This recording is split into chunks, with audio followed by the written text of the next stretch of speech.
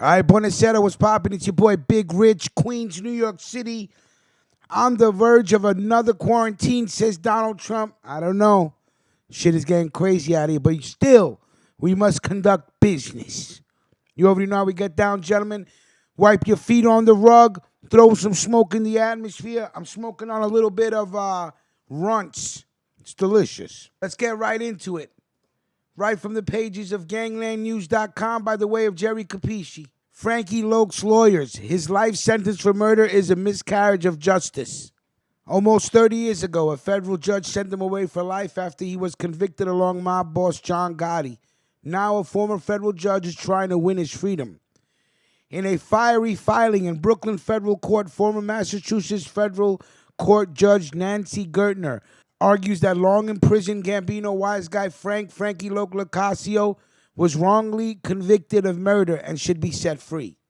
Gertner is part of the four-member legal team that this week submitted a killer memorandum of law filled with many hard facts and solid legal reasons explaining how Locascio was wrongly convicted of murder 28 years ago next month at the so-called mob trial of the century.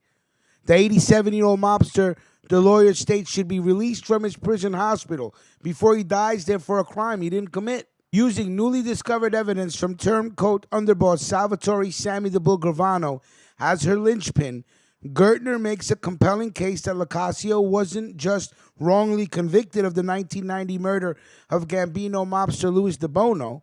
He was and is innocent of the rub-out that was ordered by mafia boss John Gotti, she writes. In a 35-page filing, Gertner and three members of her firm, William Fick, Daniel Marks, and Amy Barsky, asked Brooklyn federal judge Leo Glasser to set their client free after conducting a hearing on all the issues in the case that began in December. Gertner asserts there are no technical legal hurdles that prosecutors can use to ensure that Locascio suffers the same fate as Gotti, who died in a prison hospital in 2002.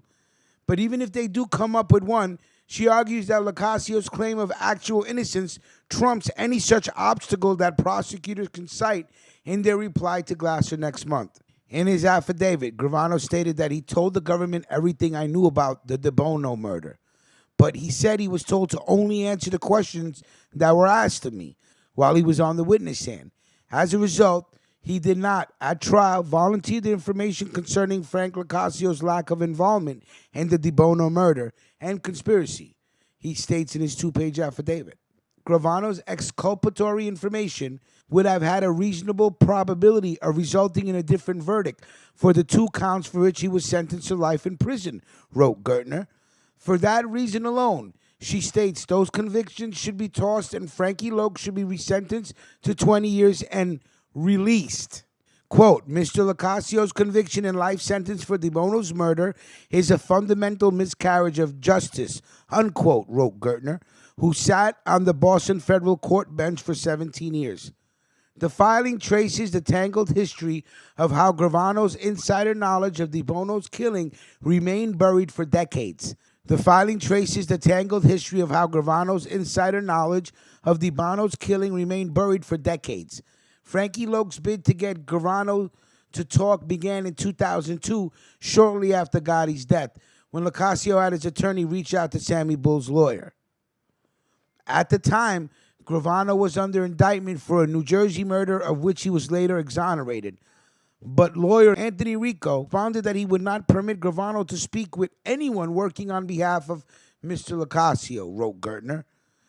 The former judge added that it would have been dangerous for Locascio to have a close friend, relative, or old pal of both men contact Sammy the Bull regarding the knowledge of the DeBono murder during the years that Frankie Loc was serving his life sentence. He had good reason to be concerned, she stated.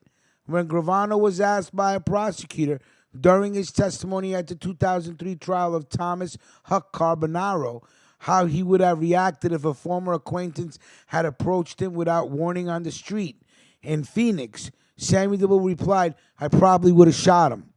As a result, it wasn't until 2018 that Locascio first received Gravano's affidavit regarding his innocence in the DeBono murder. If the government wants to dispute any of those facts, There are plenty of witnesses available to testify at a hearing, said Gertner. Among them are attorney Rico, as well as the lawyer that Locascio hired in 2002, Thomas Harvey. Prosecutors can also ask Gambino himself, who pled guilty to taking part in 19 mob rub-outs during the 1970s and 80s, about his disposition to shoot anyone who approached him on his then home turf in Phoenix. That's a hearing most would be eager to attend. So first of all, salute to Jerry Capisci, Gangland News. You know how we do. And let's free Frankie Loc. It's about time now. What do you want to do? You want the guy to just die in the hospital? Stop the bullshit already, right? All right, salute to everybody, right? Mob Story Season 2. And in tomorrow night's video, we're going to talk about the giveaway. I got a book. I'll tell you what the book is. It's a brand new book. It's called The 5 Families by Selman Robb. I'm going to give this book away, but I'm going to ask for something in return, like a little contest. You know what I'm saying? So we'll talk about this tomorrow night. Everybody enjoy your Saturday night. New York City is shut down. The streets are empty. I've never seen it like this before. We're on some third world shit right now. And of course, all our prayers go to everybody around the world. Italy, Iran, America. Hey, they're saying in New York City somebody's dying from the COVID every 10 minutes. I don't know what to believe anymore. But I'll tell you what I am going to do. I'm going to light this up, throw some smoke in the atmosphere, and always be a gentleman and conduct business. Everybody have a good evening. Salute.